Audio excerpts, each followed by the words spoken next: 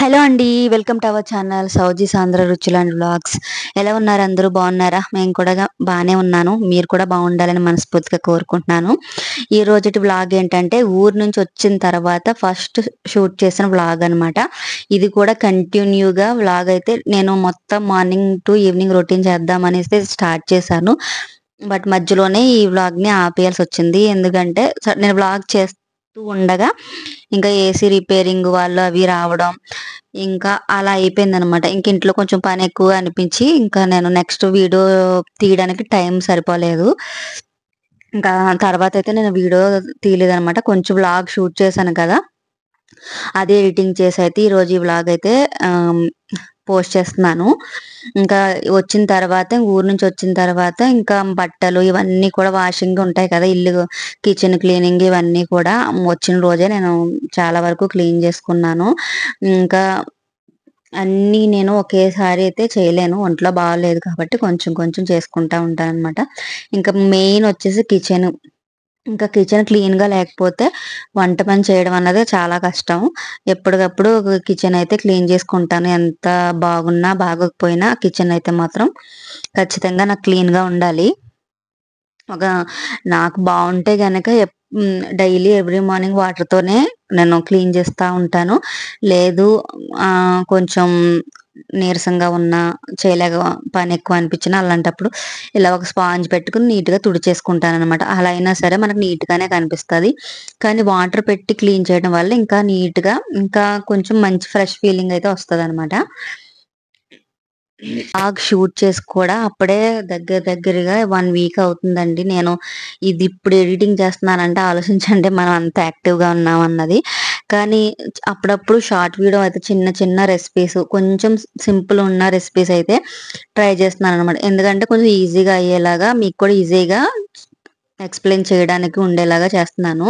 ఎందుకంటే ఎక్కువ పెద్ద పెద్ద రెసిపీస్ అంటే కొంచెం బాగాలేనప్పుడు చేయాలంటే కష్టమే కదా. చిన్న చిన్న రెసిపీస్ షార్ట్స్ అయితే చేయడానికి ట్రై చేస్తున్నాను. ఎందుకంటే ఒక్క రోజు వీడియో చేయకపోయినా మొత్తం వ్యూ కౌంట్ అంతా పడిపోతుంది అనమాట యూట్యూబ్లో సక్సెస్ అనేది ఎవ్రీడే మీరు వీడియో చేయాలి. మనకి వీడియో క్వాలిటీ బాగుండాలి.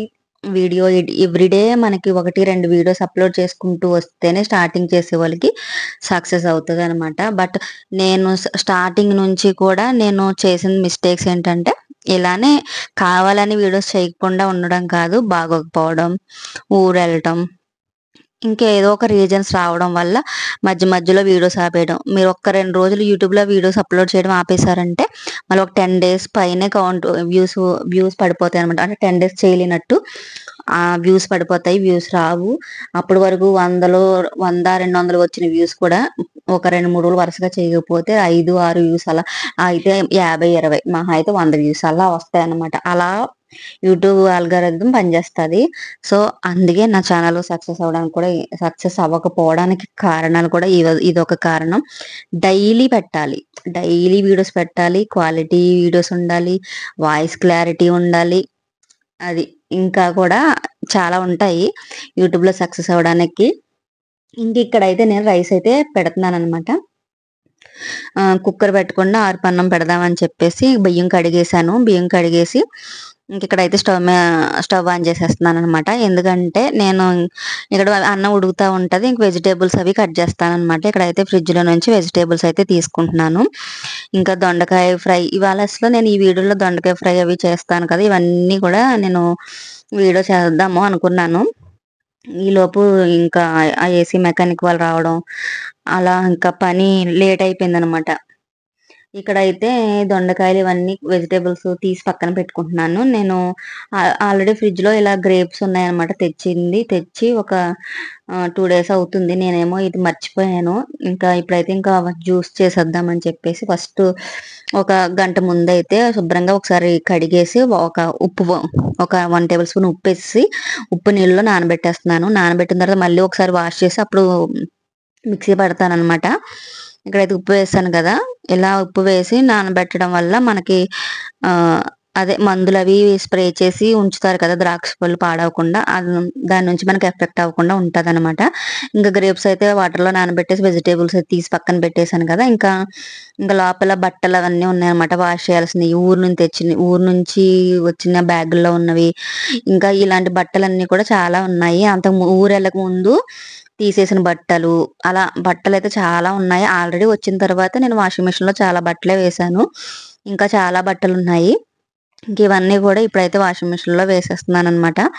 వాషింగ్ మిషన్‌లో బట్టలేసే ముందు లోపల మనకి ఫిల్టర్ ఉంటది కదా!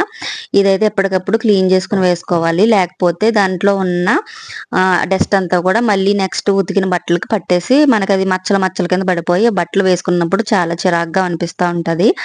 నేను ఎప్పటికప్పుడు అది వాటర్ వేసి బ్రష్ పెట్టేసి కొట్టేసి నీట్‌గా కడిగేసి అప్పుడు ఆ ఫిల్టర్‌ని వాషింగ్ మిషన్‌లో అమర్చేసిన తర్వాత అప్పుడు బట్టలు వేస్తాననమాట. అలా వేయడం వల్ల మనకి నీట్‌గా ఉంటాయి. ఇంక ఇక్కడైతే చుట్టూ కూడా కొంచెం మురికిగా ఉందని చెప్పేసి ఒక వాటర్ వేసి స్పాంజ్ పెట్టి కొంచెం క్లీన్ చేసేసాను.